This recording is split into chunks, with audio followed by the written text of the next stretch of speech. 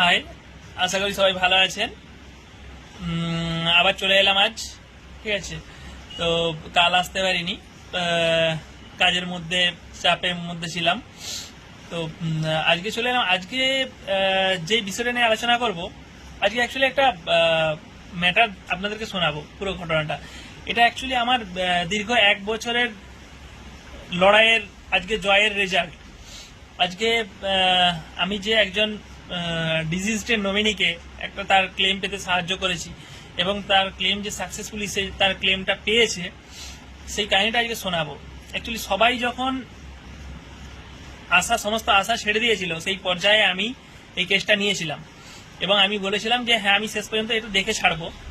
তো এটা যে হয়েছে, এটা আমার লাকেরও জোর আর কিছুটা আমার কূটনৈতিক জয়, ঠিক আছে। তো বলি, সংক্ষেপে ঘটনাটা বলি, পুরোটা শুনবেন।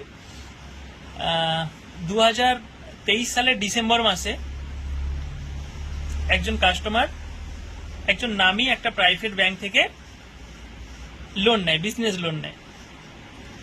বিজনেস লোন নেওয়ার সময় কাস্টমারকে ম্যানেজার তার নামে একটা ইন্স্যুরেন্স করায়, লাইফ ইন্স্যুরেন্স। তো ইন্স্যুরেন্সের যে প্রিমিয়াম অ্যামাউন্টটা হয়, ওনাকে বলা হয় যে ওনার সেভিংস অ্যাকাউন্টে টাকাটা জমা রেখে দিতে, ব্যাংক অটোমেটিক্যালি ওটা কেটে নেবে। উনি সেই কথা মতো টাকাটা জমা করে রেখে দেন নিজের অ্যাকাউন্টে। কিন্তু ব্যাংকের কোনো টেকনিক্যাল কোনো প্রবলেম বা ইন্টারনাল কোনো ফেলিয়ারের জন্য টাকাটা কাটতে পারেনি, টাকাটা রয়ে যায়, অ্যাকাউন্টেই রয়ে যায়। পরে দেখা যায় যে তার নিজস্ব যে বিজনেস লোনের যে অ্যাপ্লাই হয়েছিল, সেই লোন হয়ে যায়, ডিসবার্সমেন্ট হয়ে যায়। সেই টাকা নিয়ে সে তার ব্যবসায় কাজে লাগিয়ে দেয় এবং ফার্স্ট মান্থে যে ইএমআই আছে, সেই ইএমআইটাও সাকসেসফুলি সে পে করে দেয়। এবং আনফর্চুনেটলি সেকেন্ড মান্থে কাস্টমারের ডেথ হয়ে যায় অ্যাক্সিডেন্টলি। এবারে ঘটনার মোড় এখান থেকেই। কাস্টমার যখন ডেথ হয়ে যায়, তখন কিন্তু কাস্টমারের নামে কিন্তু ইন্স্যুরেন্সটা কিন্তু অ্যাক্টিভ ছিল না। কেননা ব্যাংকের টেকনিক্যাল কোনো সার্ভার প্রবলেম বা টেকনিক্যাল কোনো ইন্টারনাল প্রবলেমের জন্য ওরা অ্যামাউন্টটা ডেবিট করতে পারেনি, ইন্স্যুরেন্স যে প্রিমিয়ামটা সেটা ডেবিট করতে পারেনি। সেই জন্য টাকাটা সেভিংস অ্যাকাউন্টেই রয়ে গিয়েছিল কাস্টমারের।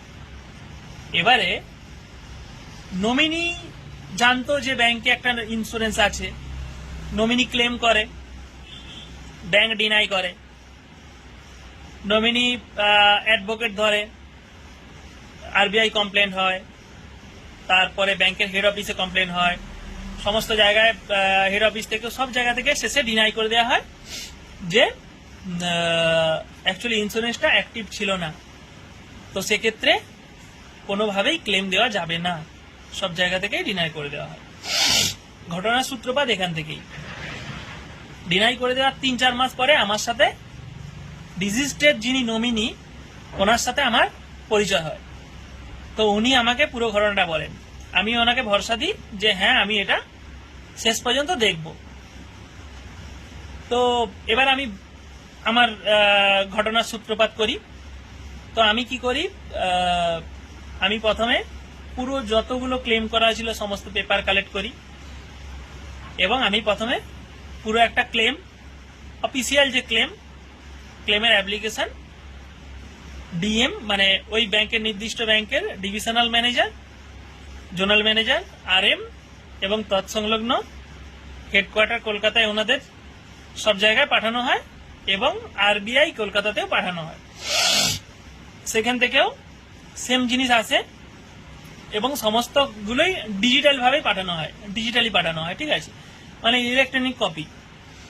তো সেখান থেকে রিপ্লাই আসে, সেম রিপ্লাই আসে যে কাস্টমারের ইন্স্যুরেন্স প্রিমিয়াম যেহেতু ডেবিট হয়েছিল না, সেহেতু এটা ইন্স্যুরেন্স ক্লেম কোনোভাবে দেওয়া যাবে না। এবারে আরেকটা কথা বলে রাখি, কাস্টমারের সেভিংস অ্যাকাউন্টে যে টাকাটা রাখা হয়েছিল এই ইন্স্যুরেন্স প্রিমিয়ামের দরুন, কাস্টমার যখন মারা যায় তারপরে কি করা হয়, ওই যে বিজনেস লোন ছিল, বিজনেস লোনের ইএমআই ওই অ্যাকাউন্ট থেকে কাটা হয়। ওই যে অ্যামাউন্টটা, ওই অ্যামাউন্টটা থেকে কেটে ওই অ্যামাউন্টটা কেটে নেওয়া হয়, ওই লোনের ইএমআই হিসাবে ওখান থেকে কেটে নেওয়া হয়। তো যখন সমস্ত জায়গা থেকে ডিএম মানে ডিভিশনাল ম্যানেজার, আরএম, জেডএম সব জায়গা থেকে যখন ডিনাই হয়ে যায় এবং রিজার্ভ ব্যাংকও যখন সেটা ডিসপোজ করে দেয়, যে ব্যাংকের সলিউশন যেটা এসছে ওটা দিয়ে রিজার্ভ ব্যাংক ডিসপোজ দিয়ে দেয়। তারপরে আমরা কি করি, মানে আমি ওই পুরো ঘটনাটা ইন ব্রিফ আইবিএ কে পাঠাই, মানে ইন্ডিয়ান ব্যাংকিং অ্যাসোসিয়েশনে, ওখানে পাঠানো হয়। ব্যাংকিং অ্যাসোসিয়েশন থেকে ওখানে ওনারা বলেন, টাইম নেন এবং বলেন, আমার সাথে ফোনে যোগাযোগ হয়, ওনারা বলেন যে পুরো ম্যাটারটা ওনারা খতিয়ে দেখবেন। তারপর ওনারা যখন বলেন যে ওনাদের সাথে যখন যোগাযোগ হয়ে যায় আইবিএর সাথে, যে ওনারা টাইম নেন, টাইম নিয়ে যখন যে 1 মাস ওয়েট করতে বলেন, 45 দিনের মধ্যে একটা সলিউশন আসবে। তো সেই সময় আমি কি করি, বুদ্ধি খাটিয়ে আমি সমস্ত তথ্যটা IRDAI কে মেল করি যে ব্যাংকের নামেই ফ্রড প্র্যাকটিস হচ্ছে, ব্যাংকের ইন্টারনাল প্রবলেম, ইন্টারনাল টেকনিক্যাল ফেলিওরের জন্য একটা কাস্টমার ইন্স্যুরেন্স তার ইস্যু হয়নি, সে কেন তার ক্লেম পাবে না। তো সমস্ত ব্রিফ যখন IRDAI কে পাঠানো হয়, IRDAI থেকে আমাকে কনফার্মেশন দেওয়া হয় যে হ্যাঁ তারা জিনিসটা নিয়ে আলোচনা করবে এবং মীমাংসা করে জানানো হবে আমাকে। এপাশ থেকে আইবিএ থেকেও আমি মেল পাই যে আইবিএ থেকে আমাকে বলা হয় সলিউশনের জন্য ওরা ব্যাংকের সাথে ওটা ম্যাটারটা ডিসকাসের জন্য ওরা নিচ্ছে। এপাশে আমি সেই সময়ে IRDAI কে যে মেল করা হয়, IRDAI এর সাথে সাথে আমি NHRC তে ওখানে কমপ্লেনটা যায়, মানে ন্যাশনাল হিউম্যান রাইটস কমিশনে কোর্টে যায়। তো ওখানে সিআর ডিভিশন থেকে ওখানে সমস্ত প্রুফ চাওয়া হয়, সমস্ত কিছু আমি প্রডিউস করি, সমস্ত কিছু ওদের সাথে ঠিকঠাক ভাবে কনভারসেশন চলতে থাকে। ওখানে কনভারসেশন হওয়ার পর সিআর ইউনিট থেকে একটা অর্ডার পাস হয়।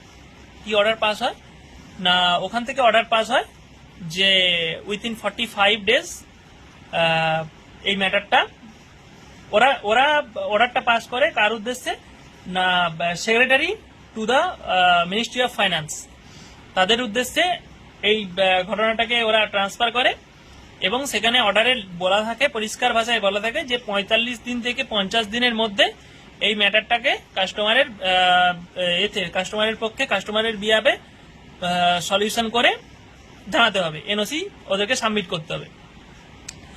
সেখানে যখন হচ্ছে মিনিস্ট্রি অফ ফাইন্যান্স থেকে আমাকে মেল করা হয় এবং আমাকে বলা হয় যে আপনি ব্যাংকে যান, ব্যাংকে অলরেডি সমস্ত কিছু জানানো হয়ে গেছে, তো আপনি ব্যাংকে গিয়ে ব্যাংকের সাথে যোগাযোগ করতে পারেন, উইথ ডিজিজ নমিনিকে নিয়ে আমি গিয়ে ওখানে ব্যাংকে যোগাযোগ করলে ওনারা সমস্ত কিছু প্রসেস করে দেবে। তো আমি যখন ব্যাংকে যাই, যখন আমাকে ব্যাংকে ডাকা হয়, আমি ব্যাংকের ব্রাঞ্চে যখন যাই এবং সেখানে নমিনিও যায়, যিনি ক্লেমটা করেছিলেন, যিনি ক্লেমেন্ট ছিলেন আর কি। তো সেখানে আমাকে প্রথমে অনেক কিছু ভুল বোঝানো হয়, আমাকে ডেফিসিট বোঝানো হয়, হ্যান ত্যান, এই ব্যাংকের ডেফিসিট এরা কোথা থেকে আমরা বোঝাবো।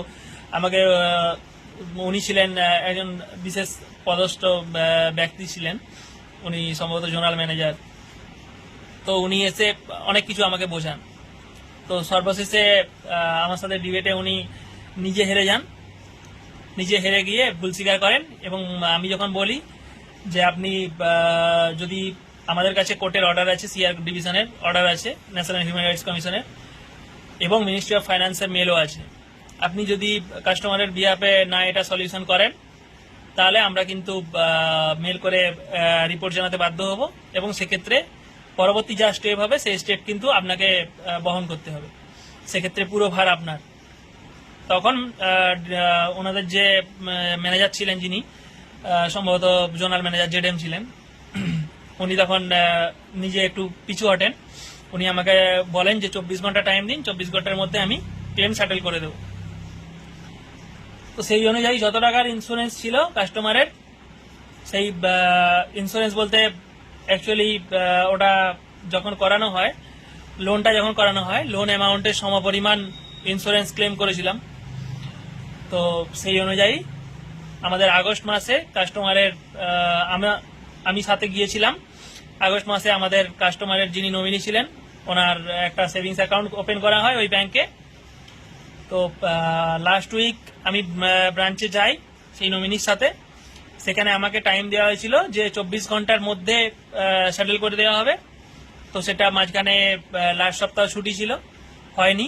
তো আজকে আমি গিয়েছিলাম, আজকে সেটা কাস্টমারের অ্যাকাউন্টে ক্রেডিট করে দেওয়া হয়েছে অ্যামাউন্টটা, এবং সাকসেসফুলি টাকাটা কাস্টমারের যে রেজিস্ট্রেড যিনি নমিনি ছিলেন উনি পেয়েছেন। এবং এর থেকে আমি একটা এরকম একটা সার্ভিস দিতে পেরে আমি নিজেও খুব খুশি, এবং এর থেকে একটা খুবই আমি নিজে একটা ভালো কনফিডেন্স পেলাম যে বড় বড় দাদারা যখন যেই কেসের আশা ছেড়ে দিয়েছিলেন সেখানে আমি এই কেসটা সলভ করতে পেরেছি।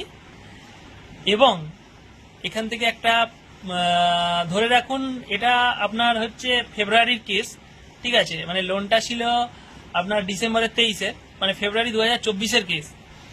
মানে কতদিন ধরে এর পিছনে থেকে আজ এই সলিউশনটা কাস্টমারের নিয়ে আসতে হয়েছে, এবং এটা একটা কূটনৈতিক জয়, যেহেতু কাস্টমারের ইন্স্যুরেন্সটা ছিলই না, অ্যাক্টিভই ছিল না, যেহেতু টাকাটা ডেবিট হয়নি। তো সব মিলিয়ে বলবো যে কোনো জিনিসে হট করে আশা ছেড়ে দিবেন না, পেছনে থাকবেন, লেগে থাকবেন, সেই জিনিসটা হবে। ঠিক আছে, সবাই ভালো থাকবেন।